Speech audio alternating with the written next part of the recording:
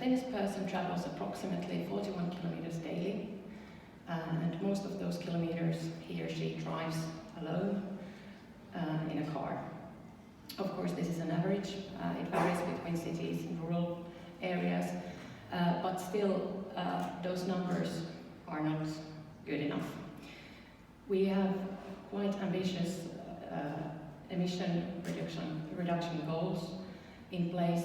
I know actually that Sweden has even more ambitious goals, and with these kind of numbers we're not going to reach those goals.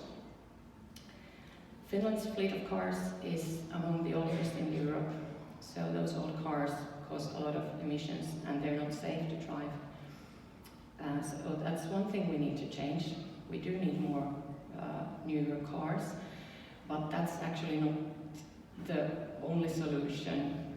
What we really need is a shift in behavior.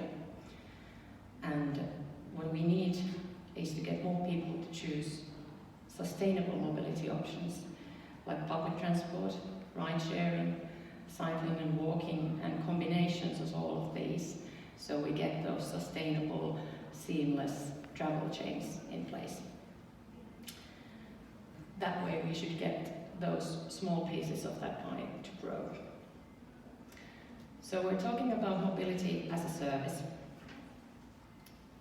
And as already mentioned, by definition, we think that transport and mobility as a whole should be a service sector, where people and businesses are provided with multimodal, sustainable, door-to-door mobility services that reflect the needs of the customers.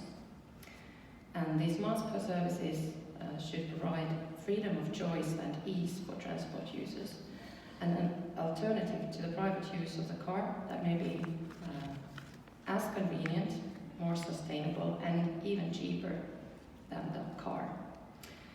And most importantly, these services should be built around customers' needs while attaining our transport policy objectives.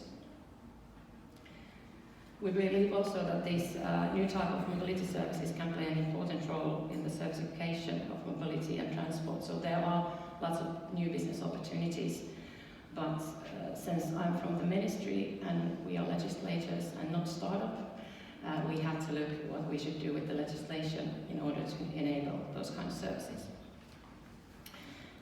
A few principles that we considered are essential and relevant regarding MaaS and seamless travel chains. Well, customer centricity, I already mentioned.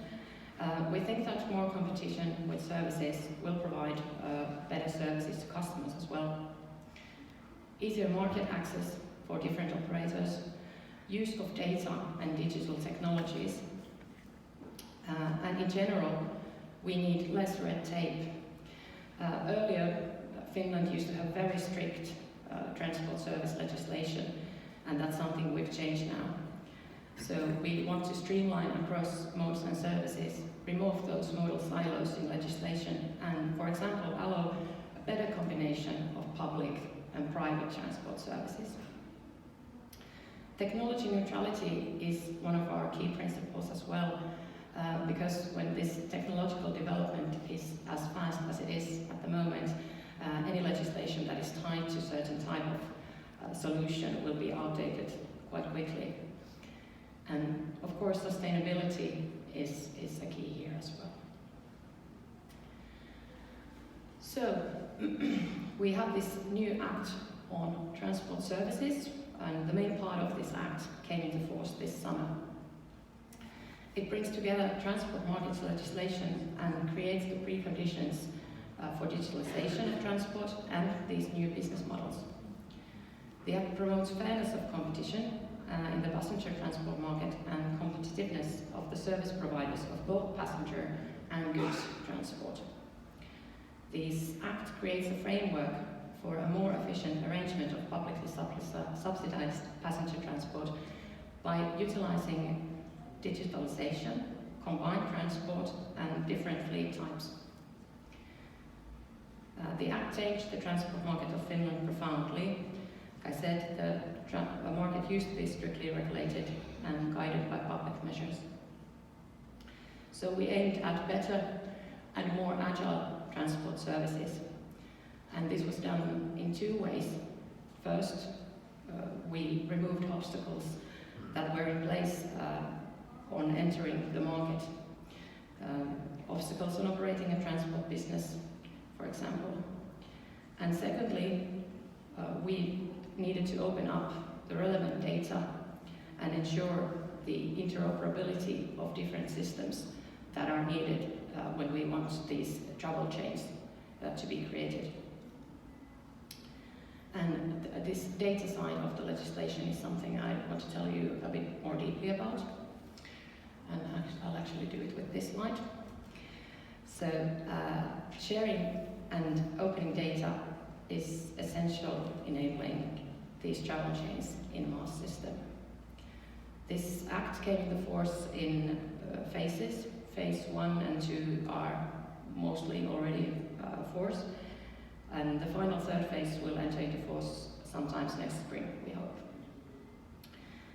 In the first phase, it became mandatory for road and rail transport operators to offer anonymous single tickets to be sold by third parties through interoperable systems.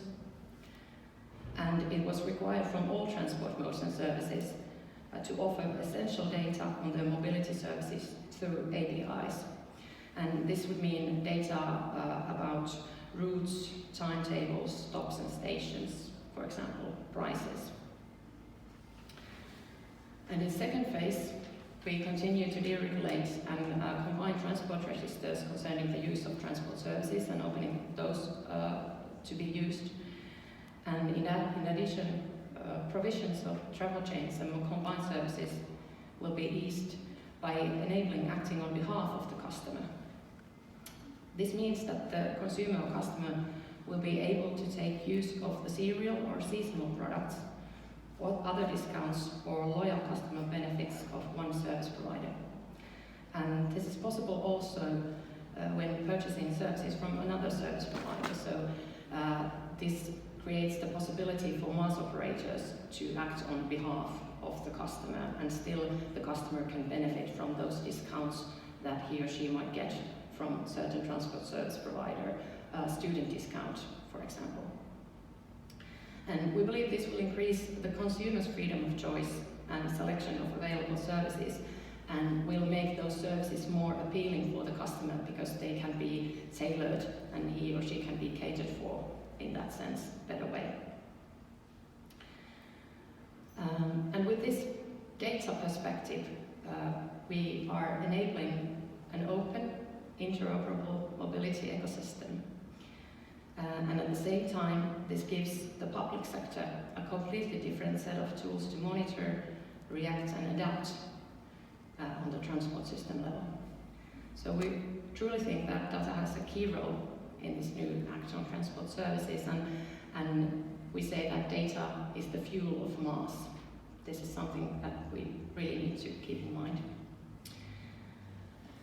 So we get a lot of questions about this new legislation and what has changed. Can we see the results yet? Are we there yet? Are we MaaS compatible? It's still early to say. But there are some positive signals and signs in place.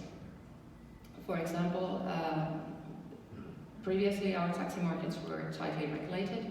There were quotas and areas where they had to operate. And after this legislation entered into force, we've had a lot of new drivers, operators, and those permissions are, amount of them is increasing. So people are taking, there's a demand for new type of services. We've got good, encouraging feedback from the operators as well. Of course, the MaaS operators are quite happy with this legislation, but also the traditional transport service operators benefit from these new data possibilities. For example, for over 5,000 companies have already opened their essential data to be used by anyone interested in developing new services out of that data. At the same time, we continue to encourage and promote new trials and pilots in mobility in several sectors operators. So we don't only focus on this service side of it, but we want to consider also digital or technological development as well. And for example, Traffic Lab, mentioned here, is a trial and innovation network, which is coordinated by Finnish Transport Safety Agency, and they promote new transport services and digitalization of traffic. Kyyti and WIM are Finnish MaaS operators already working in Finland and actually in other places as well. So, last slide, a recap. What we think is essential to remember, keep in mind when developing MaaS-friendly legislation. Interoperability, that's a fundamental principle. Ticketing payment systems, we want them, for example, we want them to be interoperable, not maybe only in Finland, possibly in wider areas as well. Better use of data resources, data is essential. And we think that with this legal framework, those data resources will be used in a way that creates more value out of them. Easier market access, so that there are no obstacles in place, and this should lead to new business opportunities and innovations in that sector. Technology neutrality, so that we don't get outdated too quickly. Lighter regulation is something that we thought is better here when we're working with emerging markets and new services, so there are no obstacles in place in regulation, but we can see how these services develop and what kind of regulation they might need in the future. We are aiming at saving resources and taxpayers' money, but I think there are efficiency benefits to be gained for everyone here. And so we think that MaaS services should be based on public transport, shared rides, walking and cycling. These should be essential part of those MaaS travel chains. So that should lead to sustainable options and not just private car rides, whoever owns the car in that place. So we think that MaaS can combine all these policy goals of ours. We get low emission transport, will improve transport safety and create new business opportunities.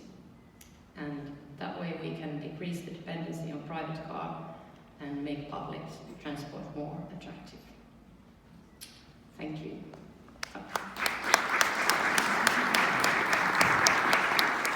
Thank you, Sara. Fantastic that speed that you are moving forward in Finland. If I could ask you something, when starting a new market, you usually see that there needs to be commercial actors in place, business models and business ecosystem. There also needs to be regulations to be hindrance to be taken away, and there should be a market. And in these first two, you have been extremely fast and working very. How about the market? Is the market there in Finland? Are the Finnish people ready to change their habits of owning a car and swap to this, or do you think that the legislators or the public side needs to also incentivize that in some way? I think that's something that we need to follow and see how we can encourage people to start using these new services. I think we're not there yet. We have several. Well, we have these few MaaS operators already working, and in Helsinki area they are doing quite well, especially WIM. But in other areas, their situation is different, and we are constantly talking with stakeholders, with other authorities, cities, and these companies, and how they see this situation. We do think that the companies, they know their customers best. So it's not our place to say what they should offer to the customers, but this legislation should give them all the possibilities to serve the customers better. if that answers your question. I think these are the questions we're all pondering about Yeah. from different reflections. And what should be the public role be? How far should the public sort of influence, meddle, someone says, or support someone else? Say? And I think we need to. But you have been your strong support from the governmental side probably is one of the key factors for you to taking such speed in this. So thank you very much, and very interesting to hear. Next speaker here will be from our country.